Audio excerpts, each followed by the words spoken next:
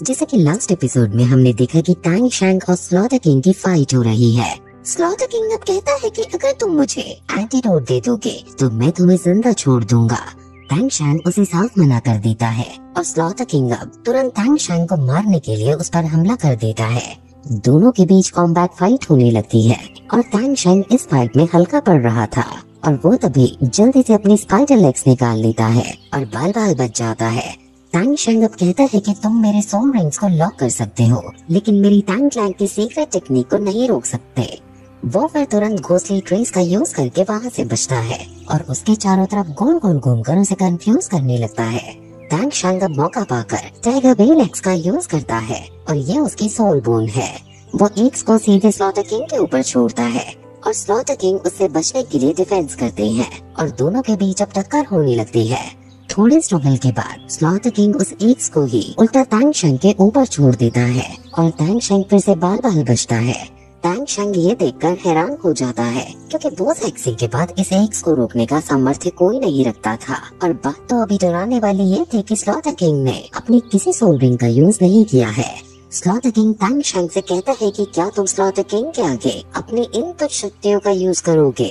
वो ये कहता हुआ आगे बढ़ता है और कहता है कि मुझे तुम पर तरस आता है कि तुम्हारी ये हालत है। टैंग शैंग अब सोचता है कि सोल रिंग और सोल बोन स्किल्स इसके सामने इनइफेक्टिव हैं। उन्होंने भी अभी इससे लड़ाई की थी और वो भी हार गई थी। मेरी गॉड किलर डोमेन भी स्लॉटर किंग के डोमेन को ओवरकम नहीं कर पा रही है। लेकिन तभी वो आसपास जंगल की हरियाली को देखता है और वो समझ जाता है कि उसकी ब्लू सिल्वर डोमेन को यूज करना इस एनवायरनमेंट में बेस्ट रहेगा। वो तुरंत ब्लू सिल्वर डोमेन के मैजेस्टिक नेचर को यूज करता है और वहाँ तभी आसपास उसकी डोमेन फैल जाती है और blue silver plant slaughter king को चारों तरफ से पूरी तरह जकड़ लेती है। वो फर्स्ट फॉलोइंग गोल्डन थ्रेड्स का भी यूज करता है और उसे लगता है कि वो अब जीत जाएगा।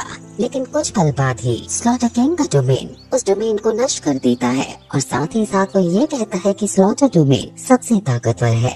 वो अपने हाथ को टैंग शैंग के मुंह के ऊपर बढ़ाता है और टैंग शैंग अब मरने ही वाला था कि तभी उसके अंदर की सीक्रेट लाइट चमकती है और टैंग शैंग अपने ट्राइडेंट का अब यूज करने का डिसाइड करता है। उसकी लाइट से स्लॉटर किंग पीछे गिर जाता है और अब टैंग शैंग सीक्रेट की लाइट के साथ साथ अपने ट्राइडेंट से स्लॉटर किंग पर हमला करता है। स्लॉटर किंग भी अपने हथियार से टैंग शैंग के ट्राइडेंट से लड़ने की कोशिश करते हैं और उनमें कॉम्बैट फाइट होने लगती है। टैंग शैंग तभी उसके हथियार को नोटिस करता है और वो हथियार हाउथियान हैमर है। उनके बीच आइकॉनिक लेवल की बैटल होने लगती है। अब फिर स्लॉटर किंग अपने हैमर को चार्ज करके टैंग शैंग पर हमला करने का प्लान करने लगते हैं और टैंग शैंग उन्हें कुछ सोचने से भी रोकने लगता है, लेकिन वो लेट हो जाता है और उन दोनों का हथियार अब एक दूसरे से टकराता है और दोनों ही अब एक दूसरे को पीछे धकेलने लगते हैं। लेकिन टैंग शैंग पीछे जाकर गिरता है, लेकिन उसका ट्राइडेंट अभी भी स्लॉटर किंग से फाइट कर रहा था और उन पर बहुत इंटेंस मात्रा में सीक्रेट लाइट को छोड़ रहा था। अब वहाँ बहुत जोर से ब्लास्ट होता है और टैंग शैंग का ट्राइडेंट टैंग शैंग के पास आकर गिरता है और टैंग शैंग सोचता है कि उसने मुझे आसानी से हरा दिया। मेरी सोल पर आसानी से उसने सप्रेस कर दी है और वो बोसा एक्स से जितना ही ताकतवर है। उसकी जो तलवार है उसने ट्राइडेंट को भी सह लिया है और उसके माथे पर जो साइन है उससे पता चलता है कि वो भी जरूर किसी गॉड का उत्तराधिकारी है। लेकिन टैंग शैंग को अब ये बात समझ नहीं आ रही कि अब वो रुक क्यों गया है। अब स्लॉटर किंग बहुत पोलाइटली टैंग शैंग को थैंक यू कहता है और जब टैंग शैंग उससे पूछता है कि तुम मुझे थैंक यू क्यों कह रहे हो, तो वो कहता है कि अगर सीक्रेट की लाइट मुझ पर ना पड़ती तो मैं हमेशा इस नरक में फंसा रहता। तुमने मुझे हाफ गॉड फॉर्म अचीव करने में मदद की है। अब टैंग शैंग पूछता है कि क्या तुम्हारी ट्रांसफॉर्मेशन किसी गॉड पोजीशन से रिलेटेड है।